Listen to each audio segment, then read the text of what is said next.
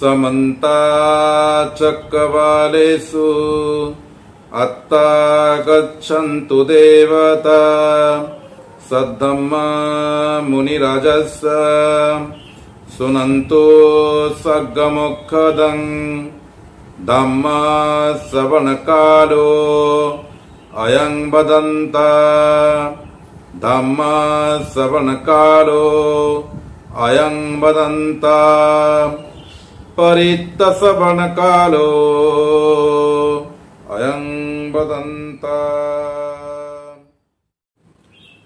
सभी श्रद्धा बुद्धि संपन्न उपासक उपासिकाएं, धम्मदायक दायिकाएं और धम्मबद्धुओं को आज की सुबह अभिनंदन करते हुए शुभेच्छा के साथ आज शुरुआत करते हैं आज के प्रातःकालीन धम्म देशना। इससे पहले हम महामंगल सूत्र के तथागत बुद्ध के द्वारा देशित बहुत सारे मंगल के कारण के बारे में चर्चा कर चुके हैं। जिस प्रकार देव ने तथागत बुद्ध को जिज्ञासा किया, पूछा कि सारे देव और मानव मंगल के कारण को जानने के लिए उत्सुक है और हे भगवान आप बताइए कि क्या करने से मंगल होता है, क्या करने से अमंगल होता है। ये शुभ और अशुभ के बारे में धारणा दे, शुभ और अशुभ के बारे में स्पष्टीकरण दे। इस प्रकार जब देव ने तथागत बुद्ध को प्रश्न किए थे, जिज्ञासा किए थे, तो तथागत बुद्ध ने उस समय की जो समाज में चली आ रही अंधविश्वास कुसंस्कार को खत्म करने के लिए और एक पूरे मानव समाज में उनके एक सम्यक दृष्टि स्थापन करने हेतु तथागत बुद्ध जिस प्रकार मंगल की गाथाएं कही है उसी के ऊपर ये महामंगल सूत्र आधारित है। तो इससे पहले हमने कई मंगल के कारण के बारे में चर्चा किए हैं। आज ये हम जानेंगे कि ये जो हमारे पास जो मन की दो हिस्सों में से एक हिस्सा है चित्त और दूसरा हिस्सा होता है मन, तो ये चित्त किस प्रकार हमें मंगल करता है, किस प्रकार ये चित्त हमारे लिए सुख ले आता है, किस प्रकार चित्त हमारे लिए नुकसानदायी होती है, कब होती है, इसके बारे में इस गाथा में बहुत ही अच्छी तरह से वर्णित हुई है। तथागत बुद्ध कह रहे हैं फूटस्स लोक धम्मे ही चित्तं जस्स नकं पति अशोकं विरजं खेमं एतं मंगलं मुत्तमं। इसका मतलब हुआ फूटस्स लोक धम्मे ही, ये जो लोक धम्म है, तो आइए सबसे पहले जानते लोक क्या होता है। लोक का मतलब होता है जहां पर हम लोग हैं। लोक का मतलब होता है अंग्रेजी में रियलम कहते हैं, वर्ल्ड कहते हैं, हम कभी कभी जगत कहते हैं, कभी कभी दुनिया कहते हैं। इस प्रकार की कई सारे पर्यायवाची लोक के लिए है। तो लोक यानी ज्यादातर हमने तीन हिस्सों में बांटे हैं लोगों को। एक देवलोक है, एक जो मनुष्य लोक या कामलोक है, और तीसरा जो है अपाय लोक है। तो इस प्रकार तीन लोक यानी जहां पर बहुत ही सुखपूर्वक जीवन जीते हैं लोग, जहां पर सुख ही सुख है, दुख बिल्कुल नहीं है, तो उस जो अवस्था को हम कहते हैं देवलोक कहते हैं या स्वर्गलोक कहते हैं। और जिस अवस्था में सुख भी है दुख भी है, लेकिन एक बहुत बड़ी इस सुख दुख से ऊपर जाने की संभावनाएं भी है, उसको हम कामलोक कहते हैं, जिसको हम मर्त्यलोक भी कहते हैं। और तीसरा जो अपाय लोक है, केवल दुख ही दुख है, केवल दुख ही दुख है, बहुत सारे अड़चने हैं, बहुत सारे तकलीफें हैं। तो इस प्रकार लोगों को हम अपाय लोक कहते हैं। इस प्रकार ये जो तीन लोक होते हैं, इस तीन लोक की जो एक धम्म होता है, एक स्वभाव होता है, एक प्रकृति होता है, नियम होता है। वो नियम क्या है? फूटस लोक धम्म। वो नियम ये होता है कि ये लोक में 8 नियम होते हैं। एक है लाभ अलाभ, सुख दुख, निंदा स्तुति, सफलता और विफलता यानी यश और अपयश। ये जो 8 जो धर्म होते हैं, 8 जो स्वभाव होते हैं, 8 जो गुणधर्म होते हैं, ये लोकों के होते हैं, इसीलिए इसको लोक धर्म कहा जाता है। और लोक धर्म का मतलब होता है कि इस प्रकार की धर्म को वहन करने वाला, इस प्रकार के धर्म को धारण करने वाले लोक में इस सारे जो है स्वभाव दिखने को मिलता है। तो पहला है सुख है, दुख है। ये सुख यानी शारीरिक भी सुख हो सकता है, शारीरिक भी दुख हो सकता है। शारीरिक सुख हो सकता है, शारीरिक दुख हो सकता है, मानसिक सुख हो सकता है, मानसिक दुख हो सकता है। ये हमारे पास शरीर और एक मन है, दो चीजें हैं। और ये शरीर और मन दोनों सुखी हो सकते हैं, कभी कभी तो दुखी भी हो सकते हैं। कभी कभी ऐसा होता है कि हम शरीर में सुखी है जरूर, शरीर में कोई दुख नहीं है लेकिन मन दुखी है। और कभी कभी ऐसा होता है कि मन में कुछ नहीं है लेकिन शरीर दुखी है। तो इस प्रकार कभी कभी शरीर भी सुखी है, मन भी सुखी है, कभी कभी शरीर भी दुखी है और मन भी दुखी है। इस प्रकार चार अवस्थाएं हमारे पास होती है। पहला है कि शरीर सुखी होता है, मन दुखी होता है। दूसरी है कि शरीर दुखी होता है, मन सुखी होता है। तीसरी है शरीर भी दुखी होता है, मन भी दुखी होता है। और चौथी है शरीर भी दुखी नहीं है, मन भी दुखी नहीं है। तो इस प्रकार की जो अवस्था है, ये चार अवस्था है शरीर और मन को लेकर के। तो ये सुख और दुख जो है ये शरीर और मन में होते ही रहता है। ये लोक धर्म है। लोग चाहे कहीं पर भी रहे तो ये धर्म से परे नहीं है। ये लोक धर्म है। शरीर में सुख भी होता है और मन में दुख भी होता है। शरीर में दुख भी होता है, मन में सुख भी होता है। सुख और दुख। दूसरा लोक धर्म क्या है? दूसरा लोक धर्म है, दूसरा जो जोड़ी है, ये चार जोड़ी है इसलिए उसको 8 लोक धर्म कहते हैं। तो दूसरा जोड़ी जो है लाभ अलाभ। लाभ यानी कुछ गेन, कुछ पाना, कुछ प्राप्ति होना, उसको लाभ कहते हैं। और कुछ जब हम बिछड़ जाते हैं, हमसे बिछड़ जाते हैं, हम किसी चीज को जब खो देते हैं तो इसको अलाभ कहते हैं। तो कोई व्यवसाय करता है तो उसके ऊपर जितने उम्मीद करता है उससे ज्यादा अगर उसको मिलता है तो वो लाभ होता है। या फिर जो उसका जो मूलधन है, मूलधन के ऊपर जितने मिलता है उसको लाभ होता है। और मूलधन के नीचे जब मिलता है उसको अलाभ होता है। तो इस प्रकार व्यवसाय में लाभ और अलाभ हो जाता है। लेकिन उसी प्रकार हमारे जीवन में भी लाभ और अलाभ है। कभी कभी हमने जो हमारे जीवन में कई एक नया मेहमान आते हैं जो हमारे लिए लाभकारी होते हैं, उसके लिए लाभ हो जाता है। कई मेहमान आते हैं तो हमारे लिए नुकसानदेही होते हैं, नुकसान हो जाता है। तो इस प्रकार कोई मिलता है, कोई छोड़ जाता है, मिलन होता है, विच्छेद होता है, मिलन होता है, विच्छेद होता है, प्राप्ति होता है, अप्राप्ति होता है। ये सारे चीजें जो चलती रहती है ये लोक धर्म की दूसरी हिस्सा है। मतलब लाभ होता है और अलाभ होता है, यानी मिलन भी होता है और विच्छेद भी हो जाता है, मिलना भी होता है और बिछड़ना भी हो जाता है। ये दूसरी है। और तीसरी जो जुड़ी है वो है निंदा है और स्तुति है। निंदा और स्तुति क्या है कि कभी कभी ये पूरे हमारी जो कृति है उस कृति के ऊपर दूसरे ने जो टीका टिप्पणी करते हैं, दूसरे जो प्रतिक्रिया करते हैं, ये प्रतिक्रिया साधारण तौर पर 2 प्रकार की होती है। कभी हमको निंदा करते हैं लोग, कभी हमको प्रशंसा करते हैं।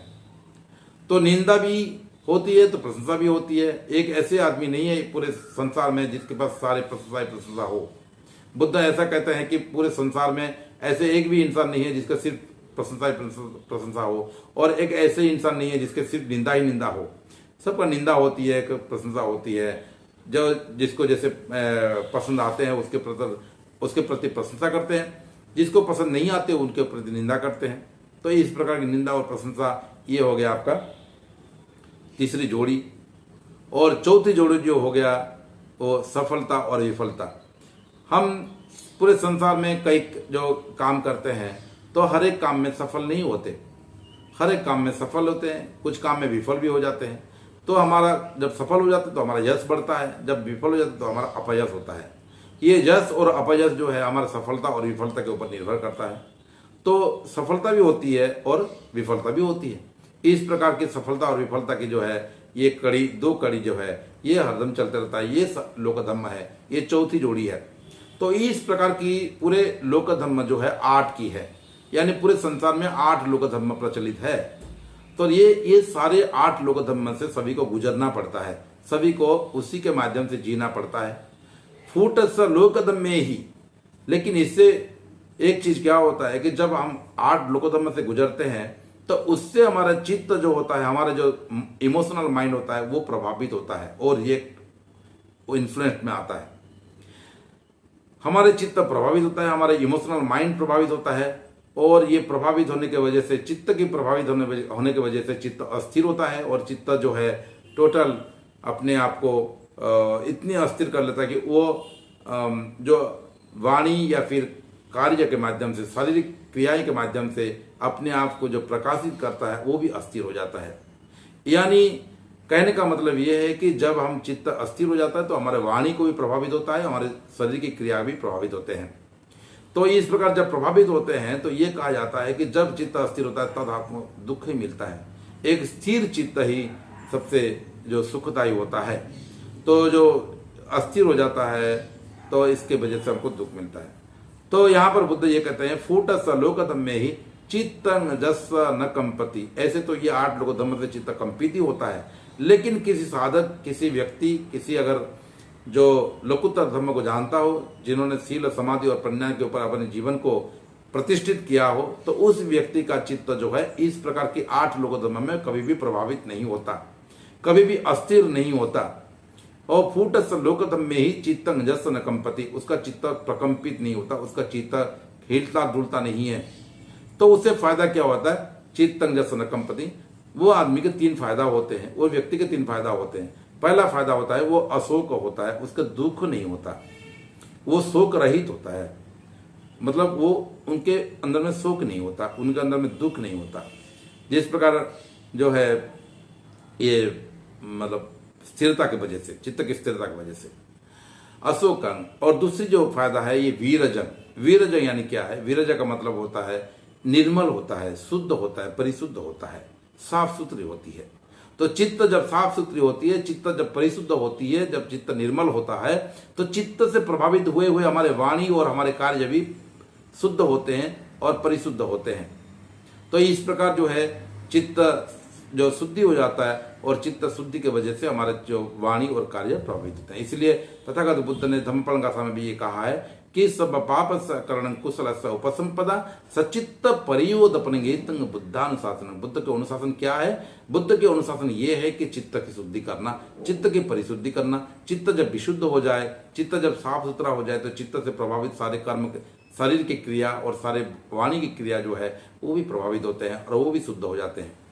जिस प्रकार हमने कोई घर के ऊपर टंक रखा हो, टंकी रखा हो, पानी की टंकी रखा हो, और पानी की टंकी अगर गंदी हो जाए तो स्वाभाविक तौर पर अपने जो टैप में पानी आता हो तो वो भी गंदी हो जाती है। और जब भी हम पानी को बदलना चाहते हैं तो टैप को नहीं बदलते, हम सीधे जाते हैं ऊपर को और टंकी को बदलना चाहते हैं। जब टंकी को हम साफ सुथरा करेंगे तभी जाकर अच्छा पानी आएगा। इसी प्रकार चित्त से ही हमारी शारीरिक क्रिया और शारीरिक वाणी जो होती हैं ये प्रभावित होते हैं, और ये प्रभावित होते हैं इसके वजह से जब चित्त मैला होगा तो ये शारीरिक क्रिया और वाणी भी कभी भी साफ सुथरा नहीं हो सकता। इसलिए चित्त को साफ करना बहुत ही अनिवार्य है। तो इसलिए बुद्ध कहते हैं चित्तं जस्स न कंपति। तो उसका पहला ये हो कि अशोकं हो जाता है, वो दुख से मुक्त हो जाता है। और दूसरा होता है वीरजं। वीरजं यानी वो शुद्ध हो जाता है। रज यानी मैला, वो मैला नहीं रहता, वो चित्त जो है मैला युक्त नहीं होता, वो चित्त पूरे साफ सुथरी हो जाती है। अशोकं वीरजं। और खेम का मतलब है दृढ़ निश्चय होता है। वो कोई भी काम में जो है वो हिलता डुलता नहीं है, अपने पराक्रम के साथ, अपने दृढ़ता के साथ वो आगे बढ़ता है। तो आगे कहाँ बढ़ता है? आगे बढ़ता है निब्बान की ओर आगे बढ़ता है, और जो उनको प्रज्ञा की ओर आगे बढ़ता है, और वो मुक्ति की ओर आगे बढ़ता है, विमुक्ति की ओर आगे बढ़ता है। तो इस प्रकार आगे बढ़ते बढ़ते आगे बढ़ने के लिए उनका दृढ़ता जरूरत है, दृढ़ता होना जरूरी है। और ये दृढ़ता कब आएगी? जब उनका चित्त स्थिर होगा। तो इसीलिए बुद्ध कहते हैं चित्त स्थिर होने के जो 3 फायदे होते हैं, पहला अशोक होता है, दूसरा वीरज या निर्मल होता है, शुद्ध होता है, और तीसरा जो दृढ़ होता है, खेम होता है, अपनी जो स्थिति में सुदृढ़ होता है। तो ये उनके लिए बहुत ही बड़े फायदा है जिसके वजह से वो जा सकते हैं, निब्बान की ओर जा सकते हैं। तो इस प्रकार बुद्ध ने इस गाथा के माध्यम से ये जो देव को ये बताया कि ये अति उत्तम मंगल है। फूट सलोकधम में ही चित्तं जस्स न कंपति अशोकं वीरजं खेमं एतं मंगलं उत्तमंती। यानी इतना ये सारी चीजें बहुत ही उत्तम मंगल है। तो इस प्रकार जो आज की जो उत्तम मंगल की जो कारण के बारे में ये हमें जाने, और हम भी प्रयास करेंगे कि हमारे अंदर में जो चित्त जो है वो हिले ना डुले ना, और चित्त अस्थिर ना होए, और चित्त जैसे स्थिर होए। इसीलिए हम प्रयास करेंगे, और अपने जो बुद्ध की जो इस गाथा से प्रेरित होकर के हम सब अपनी चित्त को स्थिर करेंगे, और स्थिर चित्त ही हमें सुख देगा। और हम जब सुखी होंगे तो आनंदित होंगे, तो ये जो मुदिता के भाव जो है वो औरों को भी हम सुखी कर सकते हैं और इसी प्रकार सारे विश्व के सभी प्राणी सुखी हो सकते हैं। तो प्रिय धम्म बंधुओं, आज आप लोगों ने जिस प्रकार ध्यान देकर अति सजगता के साथ और अति जो है बुद्ध के प्रति श्रद्धा के साथ जो धम्म को सुना है, ये बहुत ही उत्तम मंगल है। और इस प्रकार आपकी कल्याण हो, इस प्रकार आपकी सुख बढ़े, आप दुख रोग और भय से मुक्त हो, आपके अंदर में प्रज्ञा जगे, विश्व के सारे प्राणी दूर हो समीप हो, छोटा हो बड़ा हो, जो भी है, जलचर हो स्थलचर हो आकाशचर हो, जो भी प्राणी है सभी का दुख दूर हो, सभी का रोग दूर हो, सभी का भय दूर हो, सभी का प्रज्ञा जगे, सभी को सुख मिले और सभी का मंगल कामना करते हुए भवतु सर्वमंगलं भवतु सर्वमंगलं भवतु सर्वमंगलं।